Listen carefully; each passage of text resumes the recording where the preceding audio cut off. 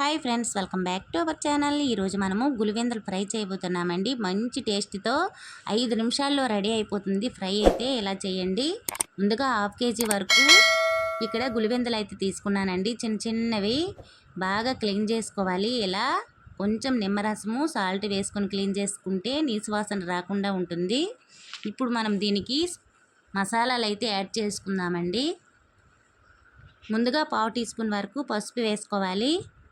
ఇలా చిన్న చేపలు అయితే తినడానికి కూడా చాలా స్పైసీగా అండ్ క్రిస్పీగా కూడా ఉంటాయండి చేపలు.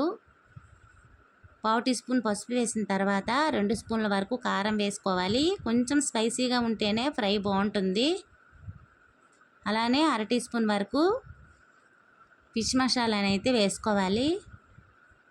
ఇలా చిన్న చేపలు ఫ్రై చేసుకుంటే తినడానికి చాలా బాగుంటాయండి. ఎన్ని తింటామో మనకే తెలియకుండా తినేస్తాము, అంత టేస్ట్గా ఉంటాయి. కొంచెం క్రిస్పీగా రావడానికి ఇక్కడ 1 స్పూన్ వరకు కార్న్ఫ్లోర్ వేసుకుంటున్నాను నేను. కార్న్ఫ్లోర్ వేయడం వల్ల చేపలు క్రిస్పీగా వస్తాయి. అలానే రుచికి తగినంత సాల్ట్ వేసుకోవాలి. ఒక నిమ్మ చెక్క అయితే పిండుకోవాలండి. నిమ్మ చెక్క వేయడం వల్ల చేపలు మంచి టేస్ట్గా వస్తాయండి. నిమ్మ చెక్క వేయడం వల్ల టేస్ట్ అయితే పెరుగుతుంది చేపల్లో.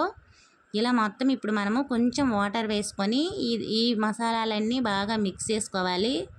ఎందుకంటే చేపలకి ఈ మసాలాలన్నీ బాగా అప్లై చేయాలండి. ఈ మసాలాలన్నీ పట్టించిన తర్వాత ఒక 10 నిమిషాల పాటు పక్కన పెట్టుకోవాలి. ఉప్పు, కారం, మసాలా అంతా చేపలకి బాగా పట్టి తినేటప్పుడు బాగుంటాయండి టేస్ట్ అయితే.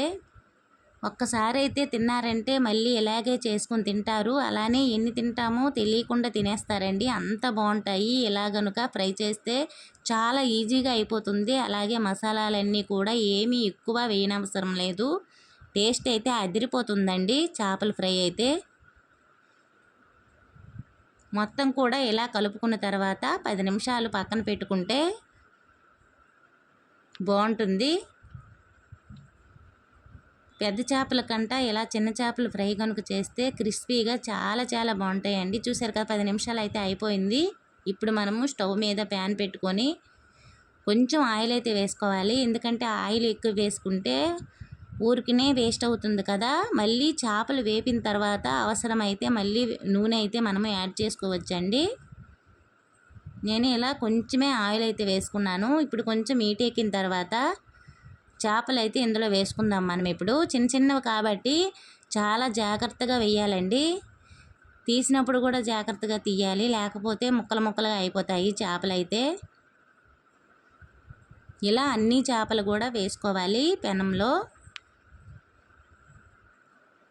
టేస్ట్ అయితే చాలా బాగుంటుందండి ఇలా ఫ్రై చేస్తే. చిన్నపిల్లలు అయితే ఎక్కువగా తినేస్తారు, అంత టేస్ట్గా ఉంటాయి చేపలు అయితే. ముళ్ళు కూడా ఎక్కువ ఉండవండి, పెద్దవాళ్ళమైతే అలాగే నమిలేయచ్చు ముళ్ళు తీయకుండానే. అంత టేస్ట్గా ఉంటాయి ఈ చిన్న గులివెందులు.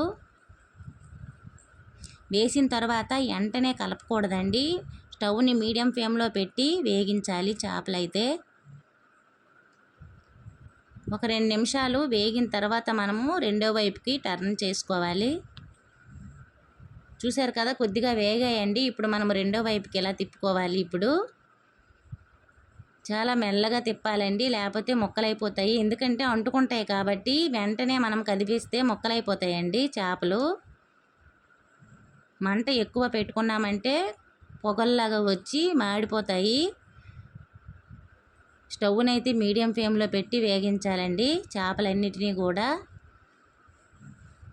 టేస్ట్ అయితే చాలా బాగుంటాయి. అలానే ఉత్తి నోటితోనే తినేయచ్చు. చూసారు కదా, అన్నీ కూడా ఇలానే నేను వేపుకున్నానండి. మొత్తం కూడా ఇలానే వేగించుకోవాలి. వేగిపోయాయి, ఎర్రగా వేగాయి. చూసారు కదా, కలర్ వచ్చేసాయి. మొత్తం కూడా ఇప్పుడు మనము తీసుకోవాలండి చేపల్ని. ఒక బౌల్లో తీసుకొని సర్వ్ చేసుకోవడమే. తొందరగా అయితే రెడీ అయిపోతాయండి. మీరు కూడా ట్రై చేయండి ఒకసారి. నా ఛానల్ని అయితే సబ్స్క్రైబ్ చేసుకోండి. Okay friends, thank you for watching. Bye bye.